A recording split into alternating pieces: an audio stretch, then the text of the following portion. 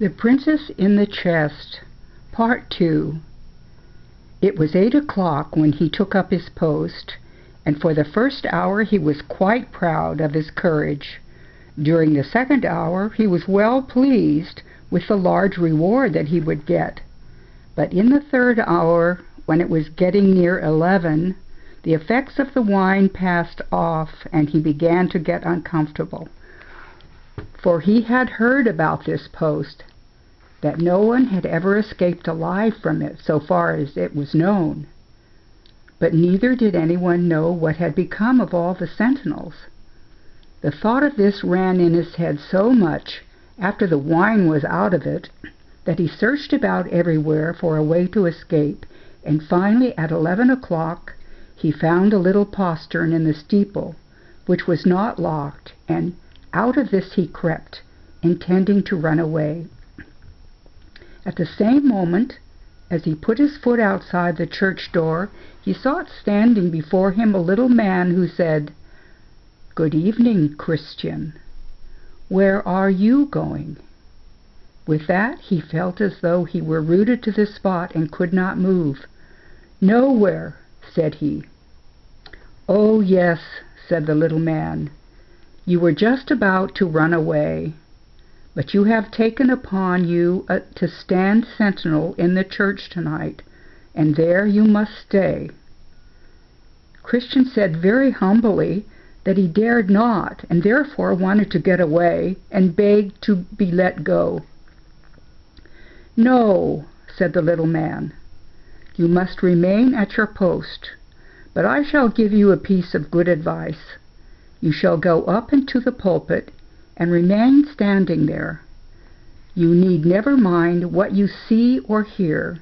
It will not be able to do you any harm, if you remain in your place until you hear the lid of the chest slam down again behind the dead.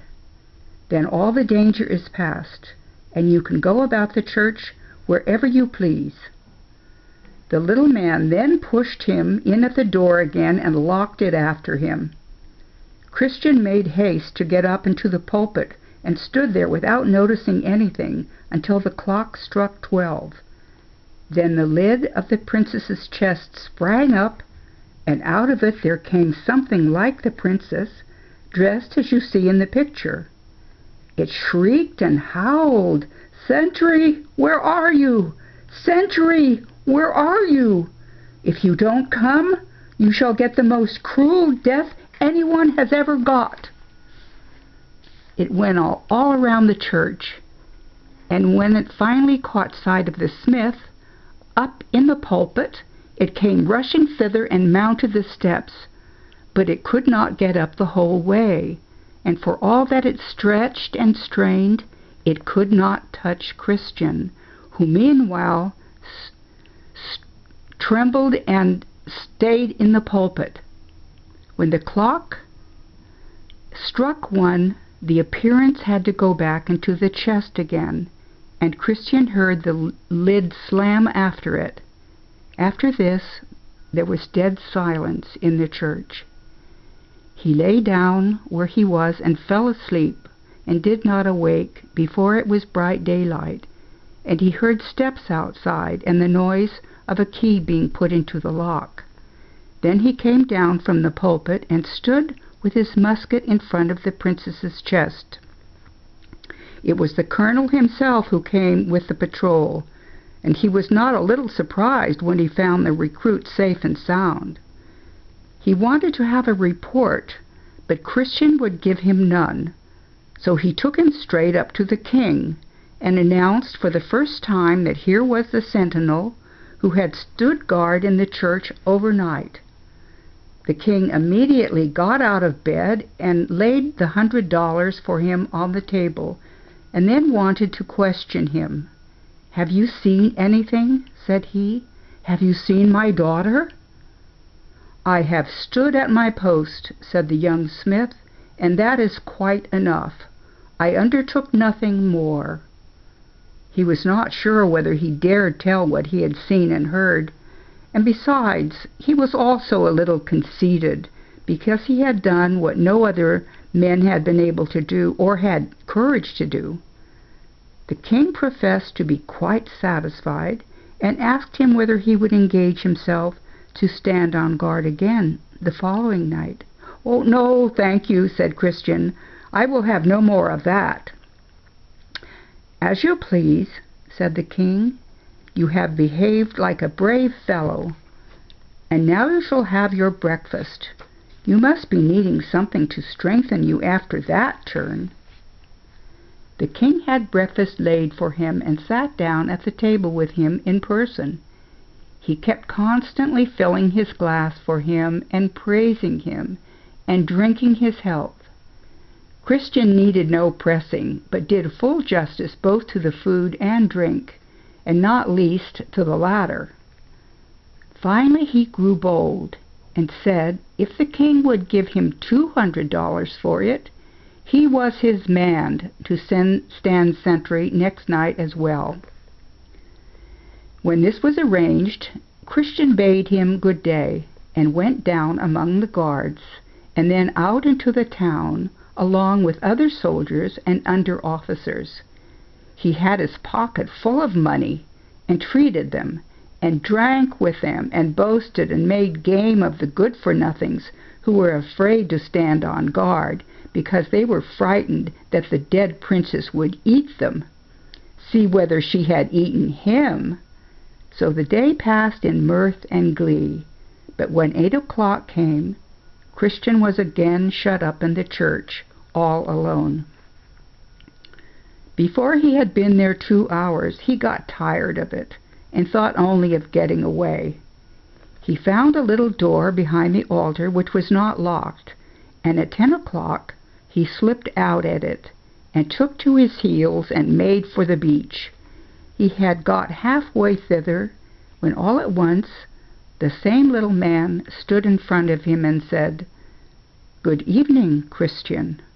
Where are you going?" "I've leave to go where I please," said the smith, but at the same time he noticed that he could not move a foot. "No, you have undertaken to keep guard tonight as well," said the little man, "and you must attend to that." He then took hold of him, and however unwilling he was, Christian had to go with him right back to the same little door that he had crept out of. When they got there, the little man said to him, "Go in front of the altar now, and take in your hand the book that is lying there. There you shall stay till you hear the lid of the chest slam down over the dead. In that way you will come to no harm." With that, the little man shoved him in at the door and locked it. Christian then immediately went in front of the altar and took the book in his hand, and stood thus until the clock struck 12, and the appearance sprang out of the chest. "Sentry, where are you? Sentry, where are you?" it shrieked, and then rushed to the pulpit and right up into it. But there was no one there that night. Then it howled and shrieked again, "My father has sent no sentry in. War and pest this night begin." At the moment it noticed the smith standing in front of the altar, and came rushing towards him. "Are you there?" it screamed. "Now I'll catch you." But it could not come up over the top of the front of the altar, and there it continued to howl and scream and threaten until the clock struck 1, when it had to go into the chest again, and Christian heard the lid slam above it. That night, however, it had not the same appearance as on the previous one. It was less ugly. When all was quiet in the church, the smith lay down before the altar and slept calmly till the following morning, when the colonel came to fetch him. He was taken up to the king again, and things went as the day before. He got his money, but would give no explanation whether he had seen the king's daughter, and would not take the post again, he said. But after he had got a good breakfast, and tasted well of the king's wines, he undertook to go on guard again the 3rd night, but he would not do it for less than half of the kingdom, he said, for it was a dangerous post, and the king had to agree and promise him this. The remainder of the day went like the previous one. He played the boastful soldier and the merry smith, and he had comrades and boon companions in plenty. At 8 o'clock he had to put on his uniform again and was shut up in the church. He had not been there but for an hour before he had come to his senses and thought, "It's best to stop now while the game is going well." The third night, he was sure, would be the worst. He had been drunk when he promised it, and the half of the kingdom, the king could never have been earnest about that. So he decided to leave without waiting so long as the previous nights. In that way he would escape the little man who had watched him before. All the doors and posterns were locked, but he finally thought of creeping up to a window and opening that, and as the clock struck 9, he crept out there. It was fairly high in the wall, but he got to the ground with no bones broken and started to run. He got down to the shore without meeting anyone, and there he got into a boat and pushed off from the land. He laughed immensely to himself at the thought of how cleverly he had managed and how he had cheated the little man. Just then he heard a voice from the shore. "Good evening, Christian. Where are you going?" He gave no answer. "Tonight your legs will be too short," he thought, and pulled at the oars. But he then felt something lay hold of the boat and drag it straight into the shore, for all that he sat and struggled with the oars. The man then laid hold of him and said, "You must remain at your post, as you have promised," and whether he liked it or not, Christian had just to go back with him the whole way to the church. He could never get in at that window again, Christian said. It was far too high up. "You must go in there, and you shall go in there," said the little man, and with that he lifted him up onto the window-sill. Then he said to him, "Notice well now what you have to do. This evening you must stretch yourself out on the left-hand side of her chest. The lid opens to the right, and she comes out to the left. When she has got out of the chest and passed over you, you must get into it and lie there, and that in a hurry, without her seeing you. There you must remain lying until day dawns, and whether she threatens you or entreats you, you must not come out of it or give her any answer. Then she has no power over you, and both you and she are freed." The smith then had to go in at the window just as he had come out, and went and laid himself all his length on the left side of the princess's chest, close up to it, and there he lay as stiff as a rock until the clock struck 12. Then the lid sprang up to the right, and the princess came out straight over him and rushed round the church, howling and shrieking, "Sentry, where are you? Sentry, where are you?" She went towards the altar and right up to it, but there was no one there. Then she screamed again, "My father has set no sentry in. War and peace will now begin."